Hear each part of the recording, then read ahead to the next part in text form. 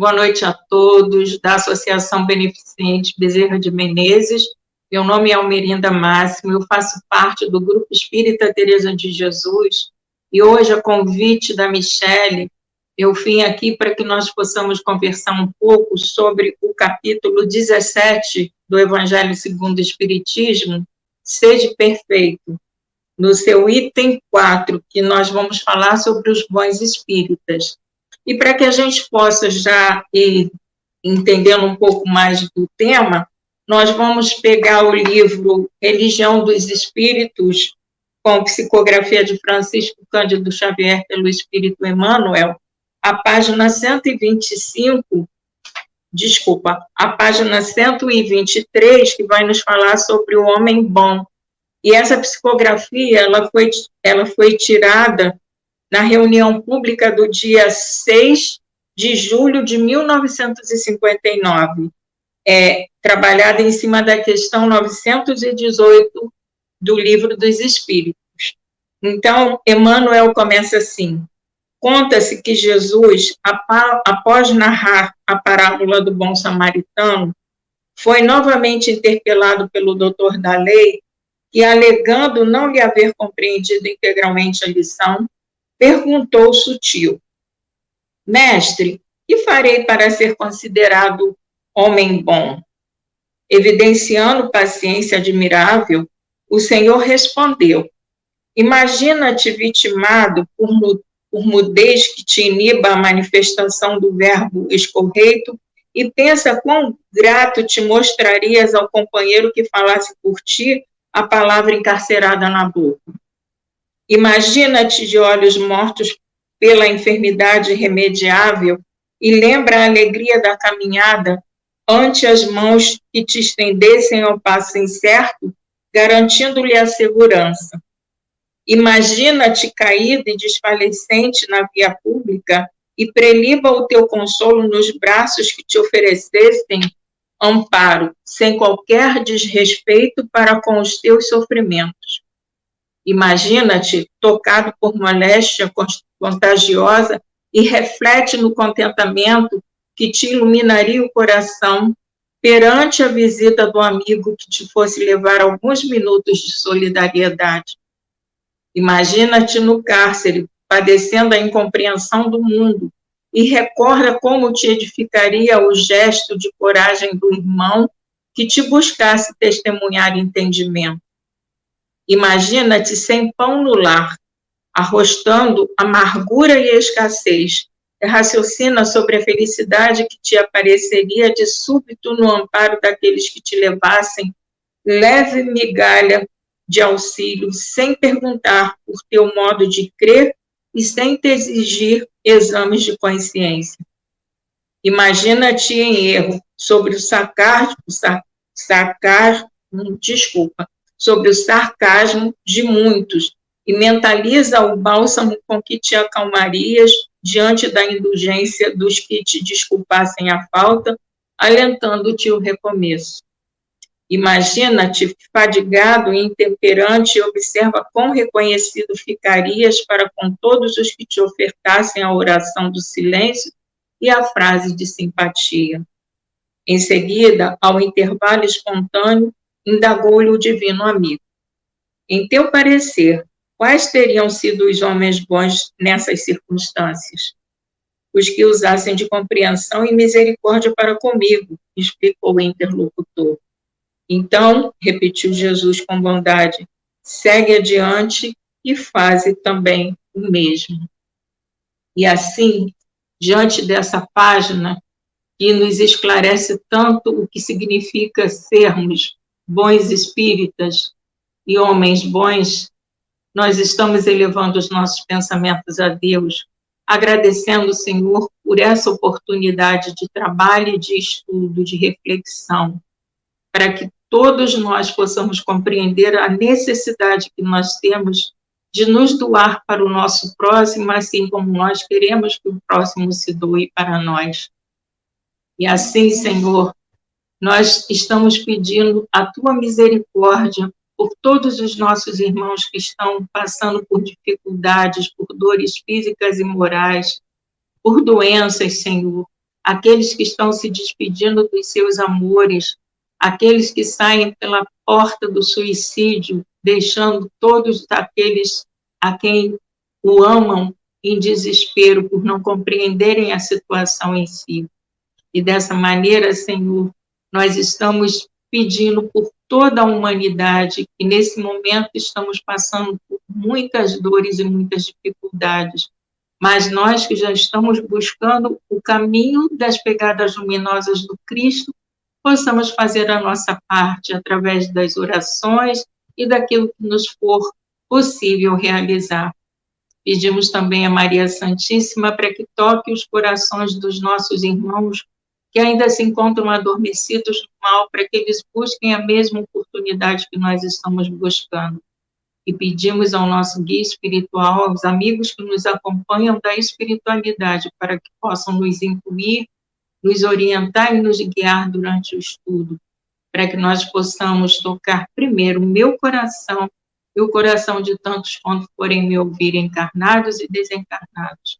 E assim, Senhor, com a vossa permissão, nós estamos dando por iniciado o estudo da noite de hoje, agradecendo por essa oportunidade mais uma vez e dizendo que assim possa ser, graças a Deus. Então, meus irmãos, nós vamos ver aqui a relação dos bons espíritas, o que é necessário para sermos bons espíritas e homens de bem, que aqui no caso foi enumerado, né, por Kardec no Evangelho mesmo, no item 3, que vai nos falar sobre o homem de bem. Então, a primeira questão, para que nós possamos realmente ser bons espíritas e homens bons, nós precisamos, no caso, né, fazer com que seja cumprida a lei de amor, justiça e caridade. Não só para com aqueles que estão próximos a nós, mas com todos aqueles que nos cercam, com todos aqueles que cruzam os nossos caminhos, que sejamos nós esses instrumentos de amor, né, em relação a exemplificar aquilo que Jesus veio nos exemplificar e nos mostrar, nos falar, para que nós consigamos, assim, fazer com que, através do nosso exemplo, outros irmãos nossos possam despertar para essa necessidade de cumprir com essa lei de justiça, de amor e de caridade para com o nosso próximo. A segunda ordem é depositar fé em Deus, na bondade que Ele tem por cada um de nós, pela sua justiça e pela sua sabedoria. Em terceiro, nós temos que ter fé no futuro, sabendo que tudo isso é passageiro, tudo vai passar, nada é permanente, nem o que é bom e nem o que é ruim. Então, tudo passa, e nós temos que ter a confiança de que tudo irá passar e que tudo vai voltar à sua normalidade, mas conosco já diferente daquilo que éramos antes de toda essa situação se apresentar. Sabendo que todas as vicissitudes que nós estamos passando e que nós passamos nas nossas vidas, e todas as dores e as decepções são as provas e as expiações que nós precisamos passar para que nós possamos nos depurar. Nós temos que ter um sentimento de caridade e de amor ao nosso próximo, fazendo sempre o bem pelo bem, sem esperar nenhuma recompensa, e sempre retribuir o mal com o bem que nós possamos fazer, e tomando sempre a defesa daqueles mais fracos, né, e sacrificando sempre os nossos interesses em prol do nosso próximo, encontrando satisfação nos benefícios que nós podemos espalhar. E olha que isso daí é uma verdade incrível, quando a gente se volta para o nosso próximo, quando a gente consegue fazer alguma coisa pelo outro, é uma alegria, é uma paz interior que a gente sente tão grande que, assim, fica difícil explicar. Só quando a gente consegue fazer é que a gente percebe isso, é que a gente vê o quão é ótimo ser bom, ou seja, o quão bom é ser bom, né? Fazer pelo nosso próximo, tudo aquilo que nós pudermos para fazer com que ele se sinta feliz, com que ele consiga entender o valor que ele tem diante de cada um de nós, diante da humanidade, porque muitas das vezes as pessoas denigrem as outras sem nem pensar na dor que elas estão passando, no sofrimento que elas estão acarretando para aquela pessoa. E nós temos que valorizar cada um que cruze os nossos caminhos, para assim como a gente quer ser valorizado também. E isso faz parte também dos bons espíritas, né, e do homem bom. O homem de bem é bom, humano e benevolente para com todos, sem distinção de raça, né, nem de crenças, porque nós temos que respeitar cada um que cruza o nosso caminho. Nós temos que aceitar as convicções dos outros, né, com sinceridade, sem estarmos recriminando aquela religião ou aquele procedimento que ele tem. De forma nenhuma, isso não nos cabe, né? Nós temos, de uma maneira doce, no caso, se for um ato que precise ser chamado a atenção, que façamos isso com amor, porque o amor faz parte de todos os nossos atos nas nossas vidas. Em todas as circunstâncias, nós temos que tomar por guia a caridade, tendo como certo que aquele que prejudica outras pessoas com palavras mais e que fere o orgulho e o desprezo que se dá à suscetibilidade de alguém, que não recua a ideia de causar um sofrimento, uma contrariedade, ainda que ligeira, quando a pode evitar, falta o dever de amar o próximo e não merece a clemência do Senhor. Não alimentar o ódio, nem rancor e nem o desejo de vingança. A exemplo de Jesus, que perdoa e esquece as ofensas e só dos benefícios se lembra. Porque a gente tem que lembrar que Jesus nunca ele acusou quem quer que seja, né? Ele nunca julgou quem quer que seja, e sim o ato errado que a pessoa tomava. Sim, Jesus era contra os atos errados, mas nunca recriminava aquele que cometeu o ato. Ele tinha essa caridade, esse amor, essa visão para nos mostrar como nós temos que agir. É indulgente para com as fraquezas alheias, porque nós também queremos que sejam indulgentes com as nossas, né? E Jesus sempre nos disse para que nós atiremos a primeira pedra, aqueles que estiverem sem pecado, que atiremos a primeira pedra. E a gente sabe que a gente não pode fazer isso, porque nós somos errados, né? Nós cometemos os nossos erros. Então, por que a gente vai jogar pedra no outro, se nós também temos o nosso telhado de vidro, como se diz popularmente?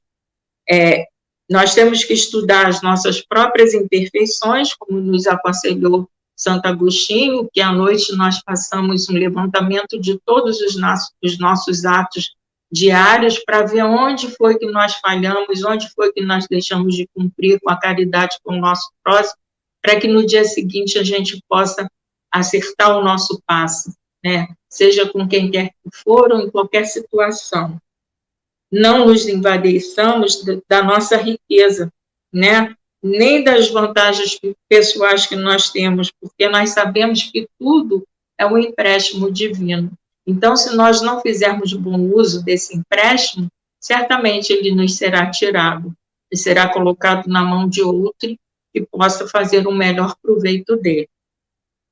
Se a ordem social nos colocou numa situação de mando, que nós não sejamos aqueles carrascos, né, que vamos humilhar aqueles que estão trabalhando conosco. Pelo contrário, vamos valorizar cada atitude que ele fizer, para que ele se sinta importante. E todos são importantes naquilo que podem fazer ou doar, né? A gente tem que se lembrar disso. O subordinado, de sua parte, compreende os deveres da posição que ocupa e se empenha em cumpri-los conscienciosamente. Esse é o item 18. No 19, ele fala que, finalmente, o homem de bem respeita todos os direitos que os seus semelhantes dão às leis da natureza, como quer que sejam respeitados os seus. E assim não estão todas, é tudo enumerado aqui, o que faz parte das qualidades e das virtudes do homem de bem, né? E nem dos bons espíritas, como nos fala no item 4, que é o nosso estudo na realidade. Ele começa assim: bem compreendido, mas, sobretudo, bem sentido, o espiritismo leva aos resultados acima expostos e caracteriza o verdadeiro espírita como cristão verdadeiro, pois que o mesmo é que o outro. O espiritismo não institui nenhuma nova moral, apenas facilita aos homens a inteligência e a prática da do Cristo, facultando fé inabalável e esclarecida aos que duvidam ou vacilam. Muitos, entretanto, dos que acreditam nos fatos das manifestações, não lhes apreende as consequências nem o alcance moral, ou se os apreende, não os aplicam a si mesmo. Aí eu me recordo das reuniões mediúnicas, onde os nossos irmãos desencarnados, eles vêm e dão os seus depoimentos. Eles nos mostram o erro que eles cometeram para que nós não cometamos igual, né? E a gente tem que agradecer a humildade que eles têm de se expor diante de nós, com todo o sofrimento que ele traz dentro do âmago do seu espírito, ele coloca todos os seus equívocos ali para que nós não façamos a mesma coisa. E a gente, muitas das vezes, não entende isso.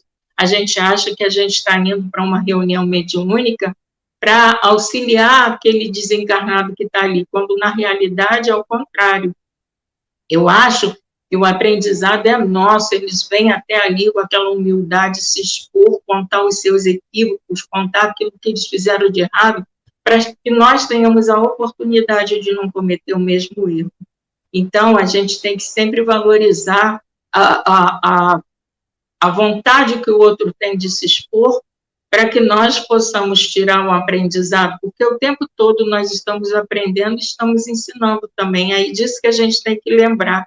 Então, uma reunião mediúnica ou qualquer outra reunião em que haja alguma manifestação espiritual e o espírito se apresente e conte a sua história, a gente tem que respeitar e agradecer a ele por ele nos mostrar que o equívoco que ele cometeu, nós não devemos cometer também. Então, continuando, a que atribuir isso? Alguma falta de clareza da doutrina? Não, pois que ela não contém alegorias nem figuras que possam dar lugar a falsas interpretações. A clareza é da sua essência mesma e é de onde lhe vem toda a força, porque a faz ir direto à inteligência. Nada tem de misteriosa e seus iniciados não se acham de posse de qualquer segredo oculto ao povo, ao geral, né, a toda a humanidade. Será, então, necessário, para compreendê-la, uma inteligência fora do comum? E a gente sabe que não, porque se a gente olhar na internet, porque agora é o nosso meio de comunicação, né, é através da internet, como está sendo esse estudo no momento, a gente vê postagens de pessoas humildes que são filmadas por outras pessoas, porque elas ficam admiradas com o conhecimento que eles têm dos ensinos de Jesus. E eu já consegui ver mais de um vídeo em relação a isso, e é muito bonito você ver e te emociona a clareza que eles trazem dos ensinos do Cristo. Eu não digo que seja dentro do que a doutrina professa, mas o ensino do Cristo genuíno ali, que eles vão pegar na Bíblia, e eles conseguem explanar isso com tanta clareza, com tanta segurança, e isso tudo também é um aprendizado, né? Porque em todas as religiões há o que é bom, nós é que não aprendemos isso. Então, a gente tem que se ater aos ensinos mais profundos, é tirar realmente o verbo da letra, para que a gente possa ter um entendimento melhor dos ensinos do Cristo e pôr em prática, porque a doutrina ela é simples, clara e objetiva. Então, se nós conseguirmos nos guiar pelos ensinos do Cristo, trazidos a nós através do Evangelho segundo o Espiritismo, de toda a codificação, a gente consegue andar no caminho reto que nós precisamos andar para a nossa evolução espiritual, para que nós alcancemos o objetivo das nossas encarnações. Então, dando a continuidade, será então necessária para compreendê-lo uma inteligência fora do comum? Não, tanto que há homens de notória capacidade que não a compreendem, ao passo que inteligências vulgares, moços mesmos, apenas saídos da adolescência, lhes apreendem com admirável precisão os mais delicados matizes. E a gente tem visto também muitos palestrantes jovens, seguros, que passam com bastante clareza também os ensinos que a doutrina nos traz, né? E, assim, a gente vê que não é o grau intelectual que faz com que compreendamos, e sim a abertura do nosso coração para o nosso entendimento e para o entendimento de tantos quanto ouvem esses estudos, essas palestras que são colocadas. Tudo bem que tem palestras que a gente vê que está faltando alguma coisa, está faltando a essência da doutrina, mas a maioria delas traz muito ensinamento, né? Você vê que são estudiosos, são pessoas estudiosas que fazem com que nós reflitamos e, através dessas reflexões, a gente consiga entronizar no nosso coração o que nós estamos aprendendo, né, na intelectualidade, para trazer para o nosso coração, para poder botar em prática. Provém isso de que a parte, por assim dizer, material da ciência somente requer olhos que observem, enquanto a parte essencial exige um certo grau de sensibilidade, a que se pode chamar maturidade do senso moral. Maturidade que independe da idade e do grau de instrução, porque é peculiar ao desenvolvimento em sentido especial do espírito encarnado. Então, aquele que tem a sensibilidade, que tem essa maturidade de senso moral, ele consegue entender em qualquer classe que ele esteja, em qualquer categoria que ele esteja, ele vai conseguir entender. Alguns ainda muito tenazes são os laços da matéria para permitirem que o espírito se desprenda das coisas da terra.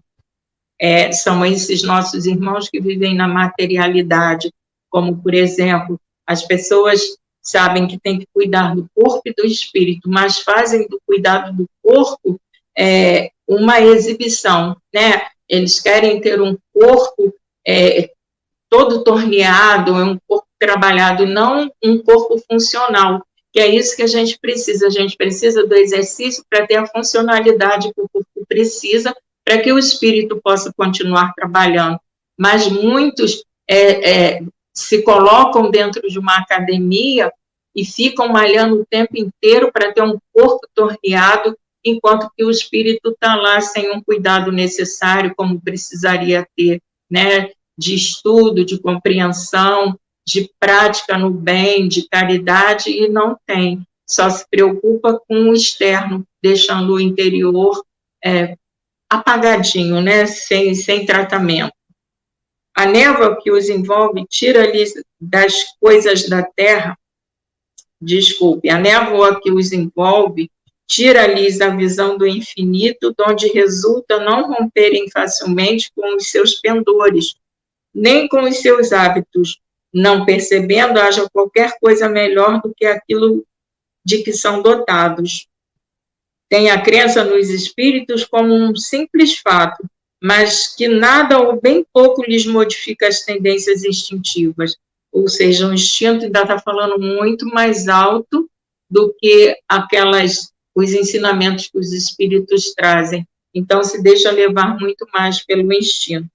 Numa palavra, não divisam mais do que um raio de luz, insuficiente a guiá-los e a lhes facultar uma vigorosa aspiração, capaz de lhes sobrepujar as inclinações. Nós temos que domar as nossas más inclinações para que nós possamos realmente fazer com que o espírito domine a matéria e não o contrário. Porque enquanto a gente deixar que as nossas mais inclinações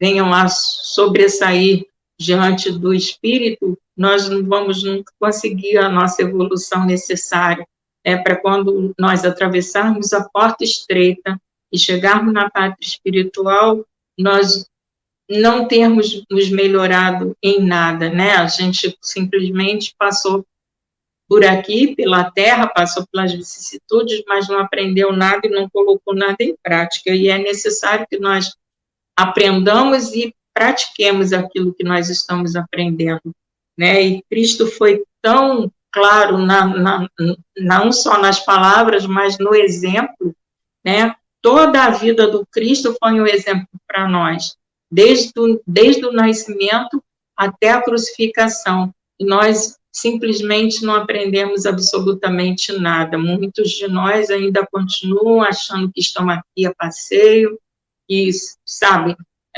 aqui se deixa levar pela porta mais larga, sem procurar domar as más tendências que todos nós trazemos, né? Eu tenho muitas ainda, eu ainda preciso muito me modificar, muito trabalhar, mas estou buscando, estou tentando. Atém-se mais aos fenômenos do que à moral que se lhes afigura sediça e monótona. Pedem aos espíritos que incessantemente os iniciem novos mistérios, sem procurar saber se já se tornaram dignos de penetrar os arcanos do Criador. Ou seja, a gente quer ser como Chico Xavier, né, como Dona Ivone Pereira, com aquela mediunidade toda, mas a gente não quer passar pelo burilamento necessário para que nós alcancemos esse patamar que esses nossos irmãos alcançaram e deixaram também exemplos para nós. Esses são os espíritas imperfeitos, alguns dos quais ficam a meio do caminho ou se afastam dos seus irmãos em crença porque recuam ante a obrigação de se reformarem. Ou então guardam as suas simpatias para os que lhes compartilham as fraquezas ou das prevenções. Contudo, a aceitação do princípio da doutrina é um primeiro passo para que lhes tornará mais fácil o segundo noutra existência. Quando a gente busca entender os ensinos que a doutrina nos traz, já é um passo bastante significativo para que nós, numa próxima existência, numa próxima oportunidade, estejamos bem melhores do que nós estamos sendo agora. Aquele que pode ser, com razão, qualificado de espírita verdadeiro e sincero, se acha em grau superior de adiantamento moral. O espírito que nele domina de modo mais completo a matéria, dá-lhe uma percepção mais clara do futuro, os princípios da doutrina lhes fazem vibrar fibras que nos outros se conservam inertes. Em suma, é tocado no coração pelo que inabalável se lhes torna a fé. Um é qual o músico que alguns acordes bastam para comover, ao passo que outro apenas ouvem som. Então, a doutrina, ela nos toca profundamente nos seus ensinamentos. E quando nós estamos preparados, é como fala aqui, um leve toque, né, um leve ensino, uma leve frase dada já nos deixa emocionados e reflexivos, fazendo com que nós tomemos o caminho reto novamente, se nós, por acaso, tenhamos nos desviado dele. Reconhece-se o verdadeiro espírita pela sua transformação moral e pelos esforços que emprega para domar suas inclinações mais. Enquanto um se contenta com o seu horizonte limitado, outro que apreende alguma coisa de melhor, se esforça por desligar-se dele e sempre o consegue, se tem firme a vontade. Então, a vontade é a mola propulsora que vai fazer com que nós domemos as nossas más tendências. Nós temos que ter firme a vontade de sermos melhores, de mudar, de colocar em prática todas aquelas observações que foram nos dadas no item 3 desse mesmo capítulo, né, do capítulo 17, Sede Perfeito, o item 3, que vai nos falar sobre o homem de bem, e a página também, né, que faz com que nós pensemos o que nós podemos fazer para sermos melhores a cada dia, aquilo que vai fazer com que nós possamos crescer. No livro dos Espíritos mesmo, nós vamos ver os caracteres do homem de bem. Então, Kardec pergunta aos espíritos por que indícios se pode reconhecer em um homem o progresso real que lhe elevará o espírito na hierarquia espírita. Aí os espíritos responderam a ele: o espírito prova a sua elevação quando todos os atos de sua vida corporal representam a prática da lei de Deus e quando antecipadamente compreende a vida espiritual, ou seja, sabe que após essa vida nós temos a vida verdadeira, que é a vida espiritual, vai ser o nosso retorno à pátria espiritual. Aí Kardec comenta que verdadeiramente o homem de bem é o que pratica a lei de justiça, amor e caridade na sua maior pureza. Se interrogar a própria consciência sobre os atos que praticou, perguntará se não transgrediu essa lei, se não fez o mal, se fez todo o bem que podia, se ninguém tem motivos para dele se queixar, enfim, se fez aos outros o que desejara que lhe fizessem. Possuído do sentimento de caridade e de amor ao próximo, faz o bem pelo bem, sem contar com qualquer retribuição e sacrifica seus interesses à justiça. Isso tudo nós vimos aqui no livro do Evangelho segundo o Espiritismo, porque foi tirado daqui do livro dos Espíritos. Então, a gente sabe que é necessário que nós respeitemos o nosso próximo, que façamos uso da justiça, do amor e da caridade, para que nós possamos realmente alcançarmos o patamar de homens de bem, de bons espíritas, que nós já somos. Nós estamos em estudo, mas a gente pode progredir a partir do momento que a gente se interesse em ser melhor a cada dia. Porque nós cometemos falhas, sim, cometemos, mas a partir do momento que nós já tomamos conhecimento da falha que nós cometemos e que nós voltamos para reconstruir essa falha, né, para que nós resgatemos aquele erro que nós cometemos, a gente já está no caminho do homem de bem. E Emmanuel fala no livro Fonte Viva, que eu vou ler agora, mas não vai ser esse texto que eu vou ler, e sim cada qual, mas Emmanuel nos fala que quando a gente consegue andar 1 milímetro por dia em direção à nossa melhora espiritual, nós já estamos no caminho certo, nós já estamos agradando a Deus e a Jesus, que veio, nos ensinou, exemplificou, e tudo é uma questão de esforço, de vontade mesmo de querer se melhorar cada dia para que a gente possa alcançar o patamar que a espiritualidade que acredita no nosso esforço, né, possa ficar feliz. Aqueles irmãos que estão na pátria espiritual torcendo pela nossa evolução, pelo nosso sucesso, os nossos guias espirituais, aos nossos parentes que nos antecederam e que ficam lá torcendo para que a gente caminhe sempre na porta, passe sempre pela porta estreita, deixando aquela mochila enorme que nós trouxemos ao encarnar das nossas falhas morais, fazendo com que essa mochila, né, essa bagagem, ela vá se diminuindo até a gente conseguir passar na porta estreita sem termos de nos espremer para isso. Então, para que nós possamos dar por encerrado o estudo da noite de hoje, antes da prece, eu vou ler aqui no Fonte Viva, a página 23, que é o capítulo 4, cujo título é Cada Qual. Então, é a primeira carta de Paulo aos Coríntios, no seu capítulo 12, versículo 4. E Emmanuel esmiuçou tudo para o nosso melhor entendimento. E Paulo diz assim: ora, há diversidade de dons, mas o Espírito é o mesmo. E Emmanuel nos fala, em todos os lugares e posições, cada qual pode revelar qualidades divinas para a edificação de quantos com ele convivem. Aprender e ensinar constituem tarefas de cada hora, para que colaboremos no engrandecimento do tesouro comum de sabedoria e de amor. Quem administra mais frequentemente pode expressar a justiça e a magnanimidade. Quem obedece dispõe de recursos mais amplos para demonstrar o dever bem cumprido.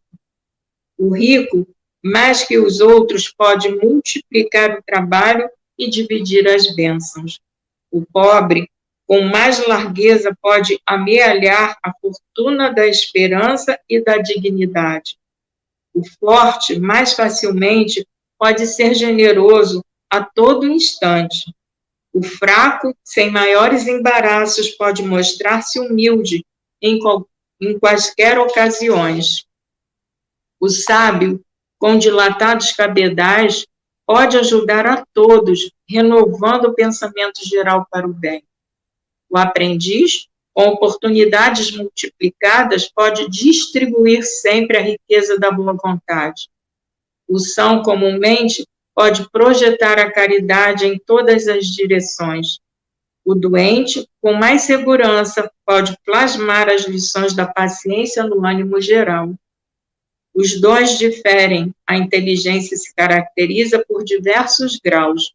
O merecimento apresenta valores múltiplos, a capacidade é fruto do esforço de cada um, mas o Espírito Divino que sustenta as criaturas é substancialmente o mesmo. Todos somos suscetíveis de realizar muito na esfera de trabalho em que nos encontramos.